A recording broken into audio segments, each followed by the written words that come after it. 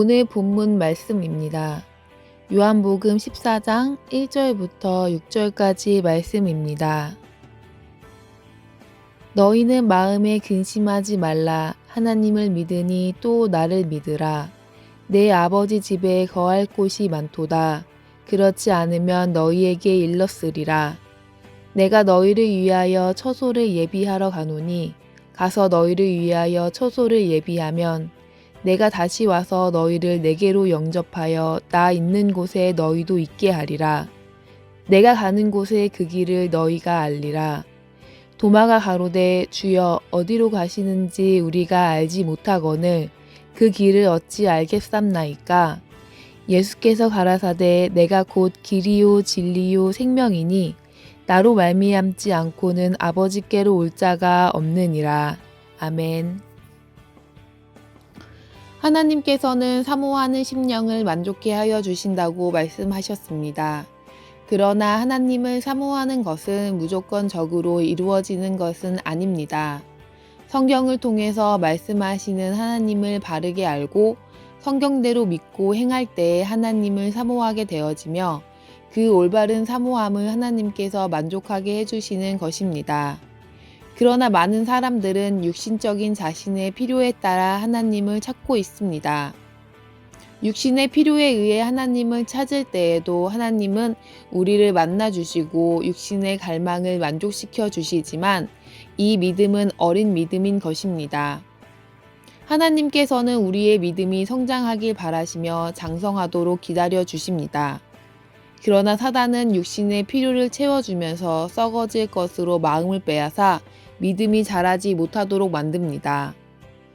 결국 우리는 나의 육신적인 필요, 욕구, 인생의 행복, 명예를 높여주시기를 구하고 찾고 바라게 되어져 하나님께서 응답하시는 때를 잠잠히 기다리지 못하므로 믿음이 성장하지 못하는 것입니다. 오늘 본문 말씀에서 제자들은 예수님이 십자가를 지실 것을 듣고 근심을 하게 됩니다. 그 제자들의 마음을 알았던 예수님께서 근심하지 말고 하나님을 믿으니 또 나를 믿으라고 말씀하셨습니다. 모든 것을 다 계획하신 창조주 하나님을 믿고 또한 그것을 지어서 성취하시는 예수 그리스도를 믿으라는 것입니다. 하나님이 나의 주인이시며 나를 경영하시는 분이라는 것을 믿는다면 우리는 무엇을 먹을지 입을지 근심할 일이 아니라 명하신 말씀에 충성하기를 힘써야 하는 것이 우리의 본분인 것입니다. 2절에서 예수님께서는 우리가 근심할 것이 없이 이미 다 준비하고 계심을 말씀하십니다. 예수님이 떠나고 나신 후에 어떻게 살아갈지 고민하는 제자들에게 답을 해주시는 것입니다. 그리고 우리는 하나님의 뜻을 따라 하나님께서 인도하시는 대로 순종하면 가야 할 길을 가게 되는 것입니다. 그러나 제자들은 그곳이 어디인지 어떻게 가는지 알지 못한다고 묻습니다. 그때 예수님께서는 그 길이 따로 있는 것이 아니라 6절에 내가 곧 길이요 진리요 생명이니 나로 말미암지 않고는 아버지께로 올 자가 없다고 말씀하십니다. 예수님의 삶을 따라가지 않고서는 하나님의 예비하신 본향에 갈 수가 없다는 것입니다. 그렇다면 예수님께서는 이 땅에서 어떻게 사셨는지 우리는 잘 알아야만 합니다. 예수님께서는 이 땅에서 33년 반을 사시면서 한순간도 자신의 생각, 자신의 편리, 자신의 만족을 위하지 않고 오직 하나님의 보내심에 자신을 복종시키는 삶을 사셨다는 것을 우리가 잊지 말아야 합니다. 우리는 나를 자랑하기 위해서 하나님을 찾고 나의 삶을 부유하게 채우기 위해서 하나님을 찾고 있지는 않습니까? 예수님께서는 앞에 있는 즐거움을 위하여 십자가의 모욕도 참으시고 부끄러움을 개의치 아니하시는 삶을 사셨습니다. 우리가 세상에서 행복한 삶을 위해 종교적인 열심을 내고 있다면 예수님을 따르는 삶은 아닙니다.